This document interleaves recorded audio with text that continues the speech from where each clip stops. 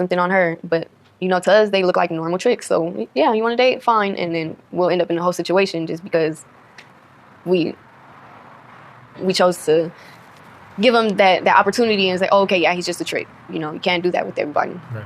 What is this work that you do taught you about men?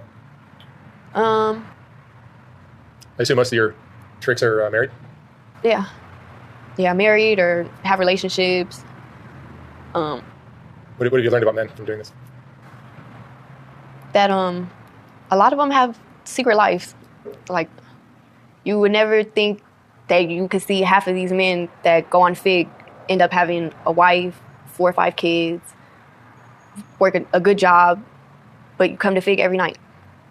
Like, it's like if you're unhappy, like, you know, leave your family. Like, they don't deserve that. They didn't ask for that, you know, but I guess everybody has their reasons on doing the things that they do. You get crazy requests from some of your... Oh, yeah. Like what? Like now I have a dude that pays me just to sit there and talk about my day for like 10, 15 minutes. And he'll massage my feet and take a picture with my feet on his face or something, you know? But it's all right, because it's just like, you know, I don't have to do nothing. I just have to sit there and let this dude rub my feet, you know? Did you get guys that ask you to do it without a condom, things like that? Yeah, I get a lot of guys like that, but to me, well, my little mind of thinking, like, okay, if you're asking me this and say I was the type of female to say, yeah, okay, just give me extra, how many other girls have you been out here doing that with, you know? And I have kids, so I don't like to take that risk at all. Right. No, but just being out there, period. Yeah. Your life could end any night. Exactly. Your kids will be without a mom.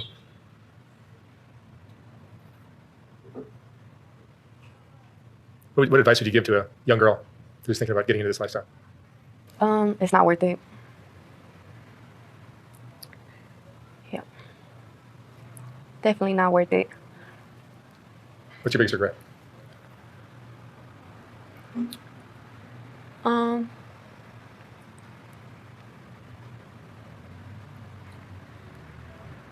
Probably having my kids and going back to it.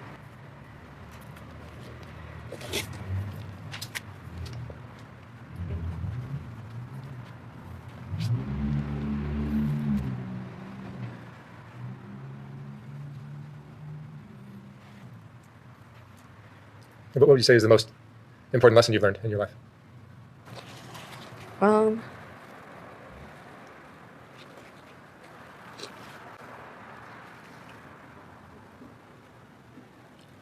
I have like a few, but like probably not to let my guard down too soon. Like, it's okay to tell people some things about you, but not everything everybody should know. Because some people don't have the same intentions and will use it to their benefit and your weakness.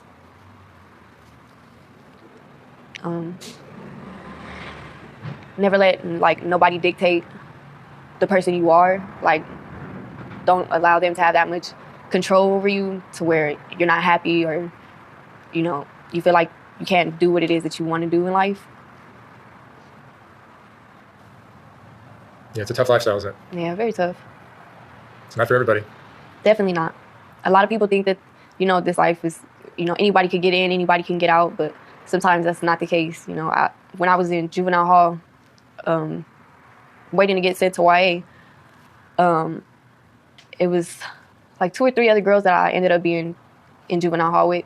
And the one girl had court, went to court, got released. And when she was picking up her property from Los Petrinos, her pimp was waiting by in a semi-truck and ended up running her over and dragging her. And it was all over the news. We weren't able to watch the news. I mean, but everybody knew what had happened and who did it, you know? So it's stuff like that where it's just like you see girls try and get out of their life, but you have that one person that's just like, no, you're going to stay in this, you know? And it's sad. It's very sad. And it makes you second guess getting out of the lifestyle, but I mean, if you really want to, there's always somebody willing to help, you know? Even when it seems like everybody's against you, there's always that one person that's not. Like, I have a niece that's somehow followed similar steps to my own, and it kind of like gets the best of me a lot, especially recently. Like, she's put me in situations where she's like, oh, I want to go out there with you. And I'm just like, oh, no, you do not. Like, no, what the hell? But she's also caught me at a weak point, and to where it's just like, you know what, fuck it. If you don't give a damn, I don't give a damn either. If you think you're ready for it, go ahead. And she'll get to the point where she's right about to do it, and it's just like, you know, you still got a baby face, you still have your innocence. Like, all right, no, this is not the life for you. You feel me? Like, it's better out there, you know. You finished high school, go to college, you know, do something, make something of your life. And she's actually told me a few times, like, oh, well, I want to be like you. Like, no, you don't, trust. Because sometimes I don't even want to be like me. But it's sad, you know, to see somebody my age once before coming to me asking me to help her do the same thing. Like, I can't do that to her, you know. Like, even some of my homegirls now, well, they call themselves my homegirls. Like, oh, let me go out there with you. And it's just like, no, I'd rather go out there, you know, than have one of you guys go out there and something happen to you, you know. Not everybody has that street wisdom, you could say. Some people think they could get into this and it'll break them to the point where, you know, they do end up killing themselves or overdosing, you know. Just like some of these guys, they think that they can be pimps, but behind closed doors, you know, they're all lovey-dovey and, oh, I'm sorry, I didn't mean to do that, I didn't mean to do this. Like, you know, you can't lose who you truly are trying to be something that you're not. All right, Exotic, thank you so much for sharing your story. Yep. I wish you the best of luck out there. Thank you. Thank you very much.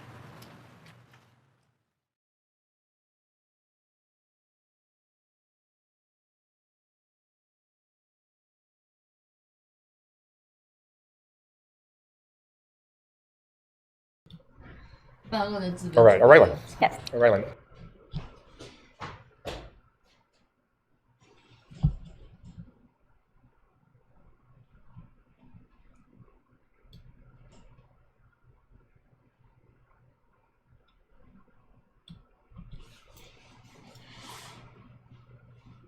Huh.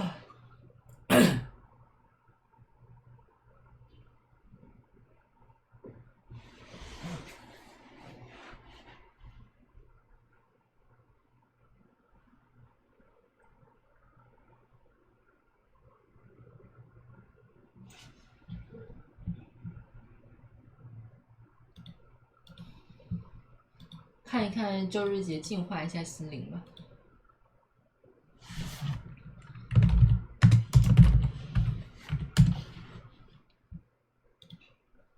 接着书接上回，给大家讲一下这个坦桑尼亚。那么上一期我们说到这个坦桑尼亚的总统尼雷尔他提出的最有争议的乌贾马社会主义中提到了这个非洲的乌贾马社会主义是没有阶级斗争的但是这个列宁说过在阶级斗争之外，社会主义要么是空洞的口号，要么是天真的梦想。那么列宁的这句评论完全适用于坦桑尼亚。这个坦桑的社会主义，它既是空洞的口号，也是天真的梦想。这个国父尼雷尔和他所属的这个执政党坦盟，在独立之初就将坦桑的社会主义描述成一种部落式的家族内部的和谐关系。因而这个坦桑的社会主义是不存在阶级斗争的，这使得坦桑在独立后的第一个5年里面实际延续了殖民时代的政治经济体系。欧洲殖民者虽然被赶走了，取而代之的非洲人依旧享有着他们所占据的那些岗位的特权，而坦桑在资本主义世界的国际分工上依然是一个初级的农产品出口国，在这个后续的发展方针里面也维系了这一点当尼